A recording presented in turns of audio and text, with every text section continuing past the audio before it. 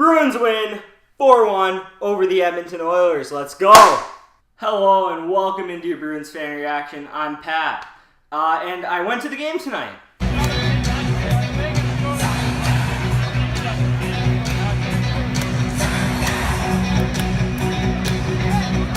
Now, we actually didn't start that low when we got there, though. We had seats in the first row on the balcony, which I'll put a picture in at the end.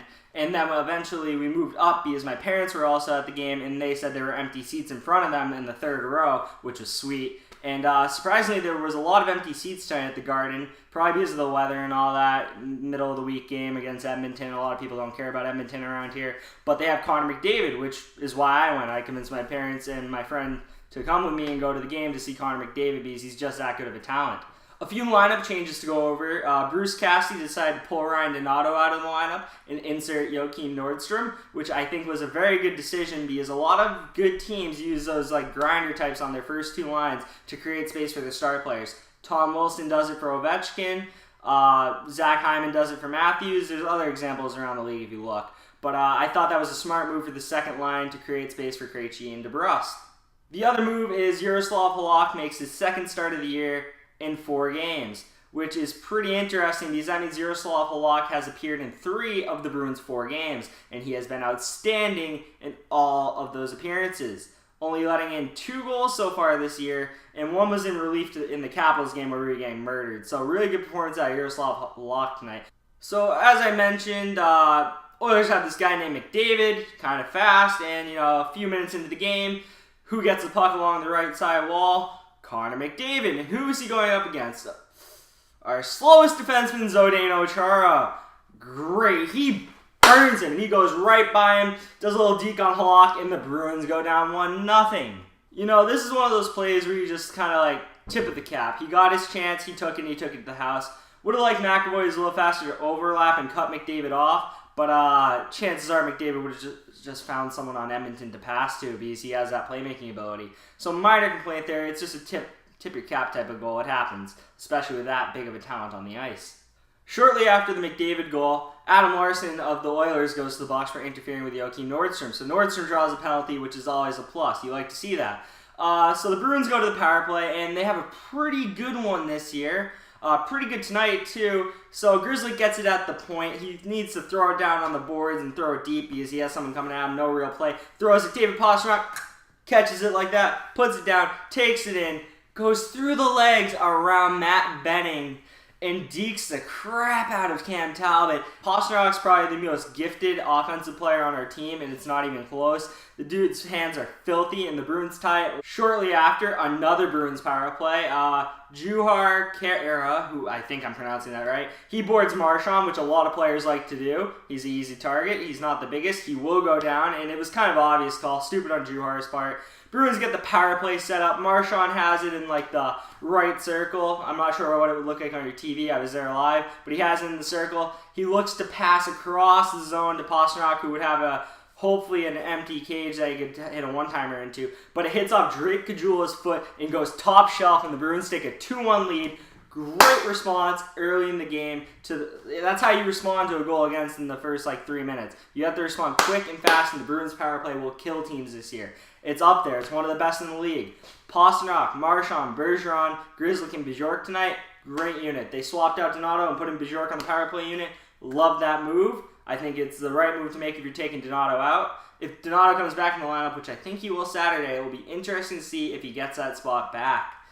So Milan Lucic goes to the boards in the late first period. First one to the puck. Jake DeBrusque with the good pressure forces a turnover. Joakim Nordstrom picks up the puck, takes it in the zone, cross the zone pass to Krejci. Krejci right back, and Nordstrom shoots and scores. And that would be the Bruins' second line's first goal of the season. You love to see it. Finally happened. I was waiting forever. I'm kind of hard on the second and third line. They haven't been the best this year. DeBrusque still doesn't have a point. Heinen still doesn't have a point. Corrali has a point. But you get the picture. It hasn't been that productive minus the first line in the power play. And it's nice to see another line get a goal. And hopefully there's more to come. And there would be no more scoring in this game besides the empty netter late in the third period. But a lot happened in between the last goal and the empty netter. You had Ryan Nugent-Hopkins shot off the post that was rolling on the red line, but Char's big stick clears it out. Big stick, big man, big plays. You gotta love it. One thing I noticed was the game was oddly physical for two teams that rarely ever see each other. Crawley checked Matt Benning through the boards. You never really see that. That's rare. You don't see that hardly ever. But he did it, and I have a nice picture that I'll share now. Another example of the physicality, Miller and Kara's heavyweight bout. Oh my god, they beat the crap out of each other. You love to see it. Crowd was hyped, I was hyped. Sadly, I don't have a video or picture of that, but that was awesome. You also had the Drake Cajula and David Backus scrum.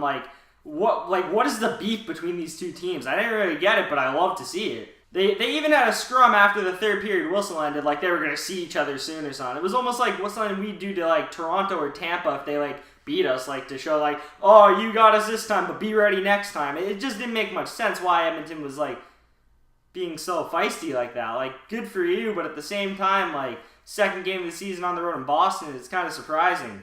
Anyway, the game eventually comes to an end when Patrice Bergeron puts the empty netter away. It was kind of weird that Brandon Carlo fell forward onto his face trying to hit the empty net.